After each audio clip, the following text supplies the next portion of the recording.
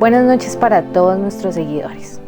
Hoy en el programa hablaremos del realismo jurídico escandinavo y nos vamos a referir al mayor exponente de este, que es Al Ross.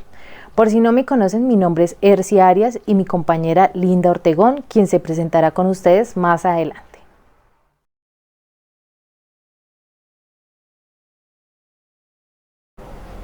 Me gustaría, para dar un contexto, así como lo expresa Al Ross en su texto, relacionar algunos de los aspectos más importantes para precisar el concepto de realismo jurídico, el cual es una doctrina filosófica que identifica el derecho con la eficacia normativa, con la fuerza estatal y con la probabilidad asociada a las decisiones judiciales. Para los realistas jurídicos, el derecho no está formado con enunciados de contenido ideal acerca de lo que es obligatorio, sino por reglas aceptadas por la sociedad e impuestas por la autoridad estatal. La interpretación del derecho para los realistas es que suelen creer que el derecho positivo, es decir, las leyes y los presentes obligatorios, no determinan las verdaderas soluciones a los casos. Los realistas ven más el derecho como un instrumento para alcanzar los propósitos sociales y el núcleo fundamental serán los hechos, más no las leyes. Además, el realismo jurídico se puede definir como la unión de tres tesis: una, la ontológica, que opera sobre el derecho; la metodológica, que se encarga de la interpretación; y la epistemológica, que tiene por objeto el conocimiento del derecho. Linda va a ser más enfática en ese tema, entonces los dejo con ella. Muchas gracias, Erci. Mucho gusto, mi nombre es Linda Ortegón y en esta oportunidad hablaré sobre Al Ross. Es así como hablaremos de Al Ross, uno de los mayores exponentes del realismo jurídico escandinavo. ¿Pero quién fue? Él fue un filósofo del derecho que nace el 10 de junio de 1899 y muere el 17 de agosto de 1979 en Dinamarca. Él es el representante del llamado organismo jurídico-sociológico. Este exponente ve el derecho como realista y sociológico. Pertenece a la escuela empirista y motivista de la filosofía del derecho, que responde a dos influencias, la de Hans Kelsen y la de Axel Angerström. Tal como él lo admite sobre Hans Kelsen, que me inició en la filosofía del derecho y me enseñó la importancia del pensamiento coherente, y sobre Axel, que me hizo ver la acuidad de las especulaciones metafísicas en el campo del derecho y de la moral. Para Al Ross, la teoría general del derecho debe responder a tres problemas a saber.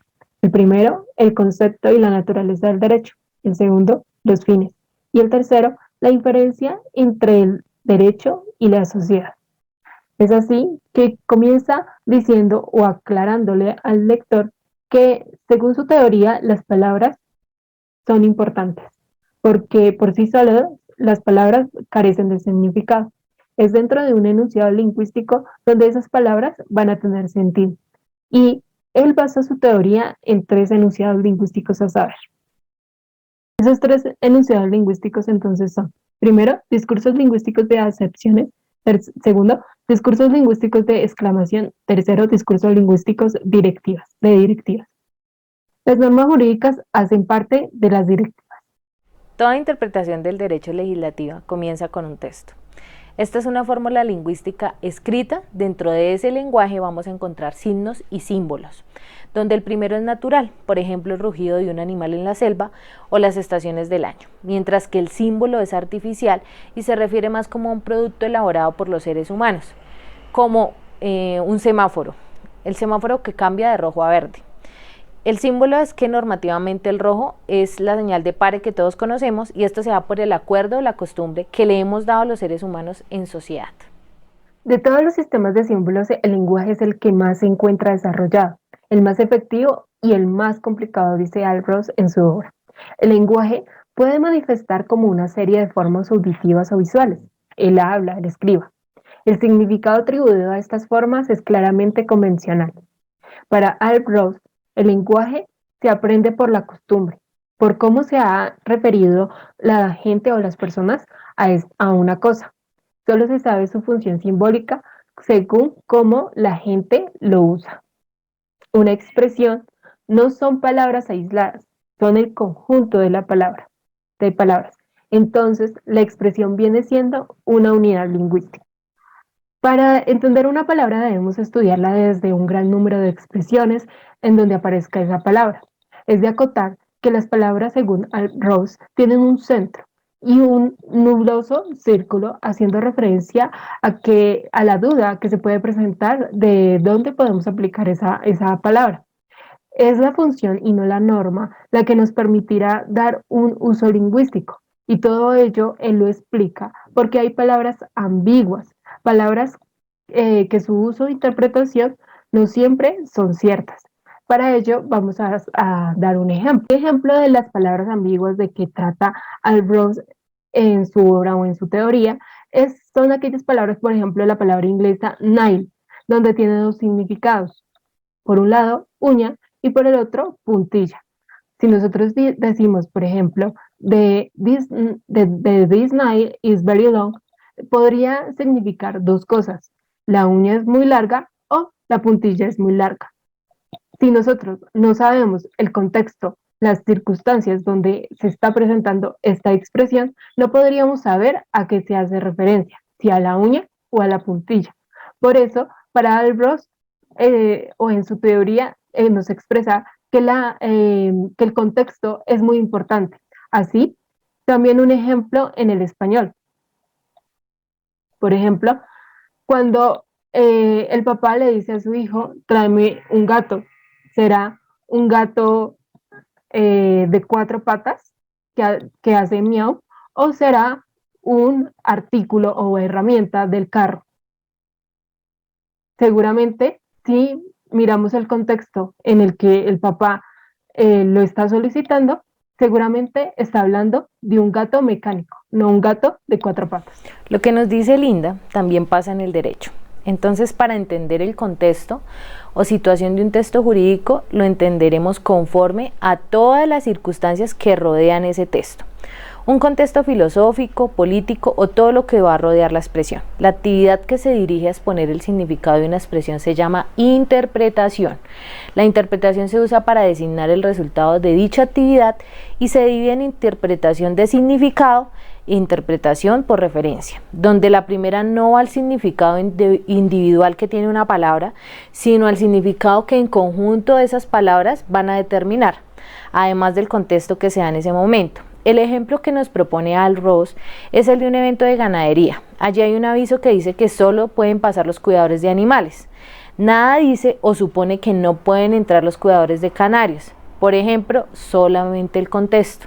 La segunda interpretación por referencia estará dirigida a decidir si un cierto curso de hechos satisface o no el significado de la expresión o si es aplicable o no lo es.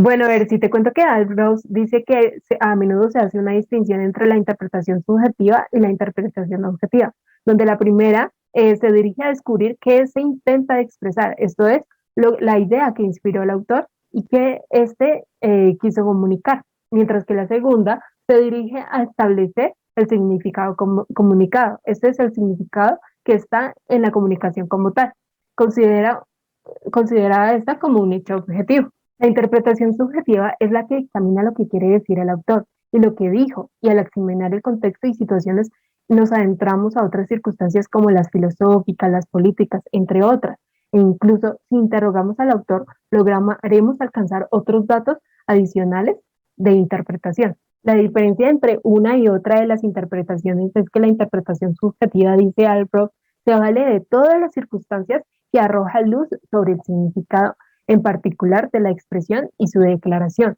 La interpretación objetiva, por su parte, limita los datos a aquellos que son discernibles por el destinatario en la situación en que se halla a aprender la expresión.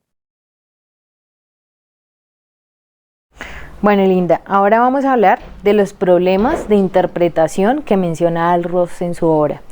El primero hace referencia al problema sintáctico. El significado de una expresión depende a veces del orden en que aparecen en ella las palabras y de la manera en que están conectadas entre sí. De la misma manera que las palabras no tienen una referencia exacta, tampoco las conexiones sintácticas tienen como una inequívoca función determinada de significado, dice Albrose, que los estudios sintácticos serían importantes para la interpretación de las leyes y en particular para la redacción de estas. El segundo problema es el lógico, en el sentido estricto. Se refiere a la relación de una expresión con otras expresiones del mismo contexto. Los problemas lógicos principales son los siguientes. La primera es la inconsistencia, que aparece cuando se imputan efectos jurídicos incompatibles a las mismas condiciones tácticas. La segunda, redundancia, cuando una norma establece un efecto jurídico que en las mismas circunstancias fácticas está establecido por otra norma, lo que puede seguir la búsqueda de un sentido distinto allí en donde la realidad no existe. El tercero, presuposición, cuando una norma presupone falsamente condiciones tácticas o jurídicas inexistentes.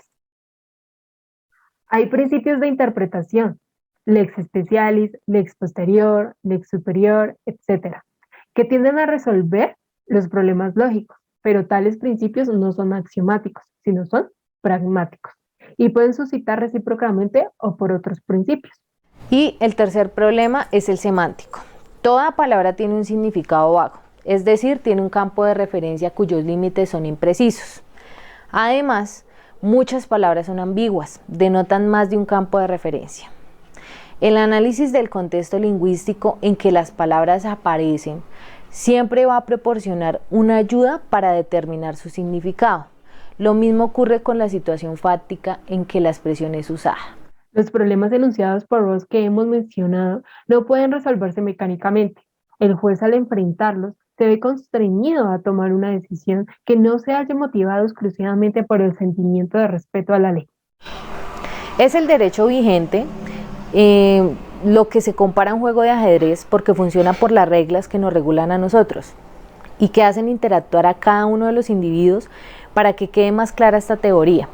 Hay que entender que para la escuela escandinava, de la cual forma parte el papel del juez, es un papel de cumplidor de la ley y no de un creador de la norma como sería en la escuela norteamericana. Pero con la idea de que quede más claro, los invito a ver el siguiente ejemplo. Yo creo que ya se puede hacer el enroque con la dama. ¿O no? ¿O se puede comer este peón? En este primer ejemplo para Alros consiste en la observación. Puedes observar un juego, pero si no conoces las reglas, lo único que podrás hacer es ser un simple espectador y no entenderás nada de lo que allí se discute o se juega. Bueno, analizando la posición, creo que ellos están jugando una apertura que se llama italiana. El siguiente movimiento del negro quizás sea caballo G6. En esta segunda fase de observación es la interpretación. En este ejemplo, como vimos, consiste en conocer las reglas y ya no únicamente observar los movimientos que pudieran hacer los demás jugadores. En este caso, los seguidores, los observadores, conocen las reglas y la estrategia. Entonces, interpretar consiste en poder descifrar la estrategia y las reglas que rigen un comportamiento o que rigen una conducta. En suma, lo que te permite interpretar es no únicamente observar las reglas, sino seguirlas, no solo por su grado de obligatoriedad, sino porque las comprendes.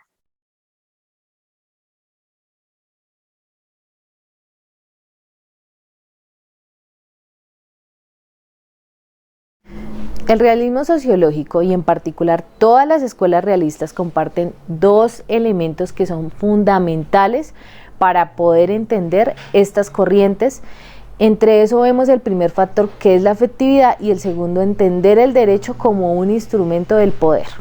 A few moments later. Entonces, continuando con la interpretación, ahondaremos un poquito más en la interpretación y la administración de justicia según Alf Ross y su obra. Vamos a explicar un poco sobre la interpretación del juez, teniendo en cuenta los múltiples inconvenientes que el juez y autoridades viven en la aplicación del derecho. Estamos frente a un cuestionamiento. ¿Cómo resolverlos?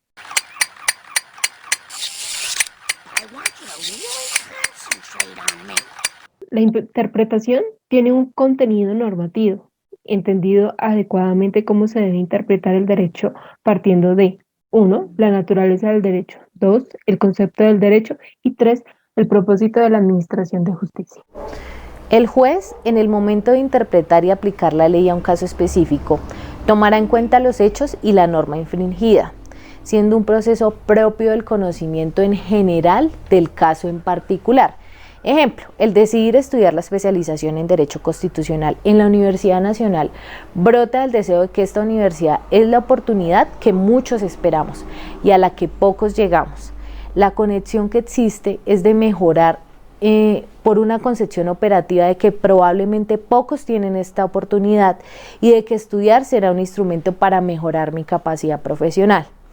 La originaria teoría de que la función de la administración de justicia positivista mecanicista se limitaba a la obediencia de la ley al someterse al derecho vigente o la voluntad del legislador, pero esto vislumbró los vacíos normativos por los cuales el juez debe entrar a interpretar y se hace una tarea teórica empírica, pero no existe una certeza, solamente se presume que es lo más probable racionalmente. Por eso se habla de distintos estilos, no de métodos de interpretación, sea un estilo subjetivo y otro objetivo, uno relativamente libre y otro relativamente limitado. Bueno, claro, vamos a desarrollar estos conceptos. El estilo subjetivo expresa el significado que pensó el legislador, su inspiración y pretensión. En cambio, el objetivo se enfoca más en la habitualidad de la expresión usada. Ejemplo, lo que se dijo con la interpretación de lo que se quiso decir. Pero este último no es muy preciso, ya que se carece de exactitud sobre lo que se quiso decir debido a la vaguedad de la palabra. La diferencia entre los dos estilos radica solamente en los elementos tenidos en cuenta al interpretar, ya que la interpretación subjetiva indaga todos los datos que puedan establecer el significado, principalmente las circunstancias personales de quien emite la expresión, mientras que la objetiva únicamente usa los elementos que son discernibles para el destinatario, siendo una distracción reñida con la intención del autor. La relativa limitación de un estilo de interpretación puede depender del grado de libertad que el juez requiera. Las decisiones del juez para el Ross pueden estar ligadas estrechamente a dos componentes de su conciencia. Primero, motivos que dirigen su actividad hacia un determinado fin. Y el segundo, elementos cognitivos que también fundamentan la dirección de su acción. Claro, es así como la interpretación determina el significado desde la experiencia, no conduce a una realidad, ya que debido a la imprecisión de las palabras no hace posible determinar que el caso esté contemplado por el significado de la ley. Entonces la interpretación de la ley por parte del juez es un acto de naturaleza constructiva, más no un acto de puro conocimiento, porque sus razones no están dadas a cumplirse exactamente por una norma, ya que debemos recordar que el juez es una persona con emociones y detrás de su decisión se encuentra su manera de ser, aun cuando exista conciencia jurídica formal, porque en forma mecánica está transformando unas reglas y unos hechos en decisiones que van a generar unas consecuencias, y por eso son decisiones que a su parecer son correctas. Aquí la ley es un resultado de la cultura o una actitud ideal. La conciencia jurídica material habita en el juez.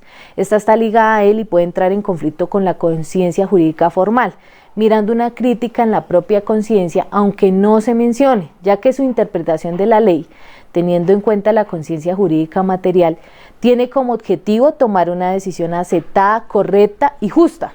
La conciencia jurídica material está presente en todas las decisiones, según lo que manifiesta Al-Ross. Y es que, ¿qué es la conciencia jurídica material? La conciencia jurídica material es una apreciación del juez hacia la ley, esta última influida por circunstancias propias de los hechos y el enlace entre la ley y el derecho. Entonces, la interpretación cognitiva genera en el juez un fallo aprobando la decisión al considerarse justo en lo legalmente aceptado o encontrar una argumentación adecuada para emitir una solución razonable a lo planteado. Y no solo se reduce a una actividad intelectual, esta tiene un vínculo estrecho con la personalidad del juez, con su conciencia jurídica formal, material y razonable. Esto se concluye a una interpretación constructiva. Rawls rechaza la teoría mecanicista, pues los problemas semánticos y sintácticos y lógicos no se pueden resolver de manera mecánica, y es necesario el papel del juez para que emita un fallo, constituyéndolo a la llamada conciencia jurídica material. Al encontrar una conciencia jurídica material, que diferencie con la conciencia jurídica formal, el juez se va a inclinar a acceder a las restricciones originadas en las palabras de la ley, haciendo una interpretación constructiva o usando factores pragmáticos de la interpretación, que consiste en consideraciones basadas en valoraciones o estándares axiológicos. Eso entra a generar una confrontación en los factores pragmáticos a los semánticos, sintácticos y lógicos. No obstante, la decisión de los problemas que estos últimos crean está ligada a consideraciones prácticas. La interpretación pragmática puede ser con relación al texto natural de una expresión especificadora cuando decide la elección de una posibilidad semántica entre varias razones. Restrictivas cuando excluye una posibilidad que según el texto se entiende razonable. Y extensiva cuando amplía el significado de las normas a casos que no aparecen naturalmente en él comprendidos. Por último, Al-Ross señaló que la Administración de Justicia oculta generalmente el carácter constructivo de su actividad, evadiendo la influencia de ciertos factores pragmáticos. Por eso emplea una técnica de argumentación que le va a permitir hacer aparecer sus decisiones como deducidas del verdadero sentido del texto legal. Bueno, para nosotras es un honor que ustedes se hayan tomado una gran parte de su tiempo para escucharnos y sé que de pronto tienen algunas dudas. Agradezco también al doctor por permitirnos este espacio de aprendizaje a todos nosotros. Muchas gracias.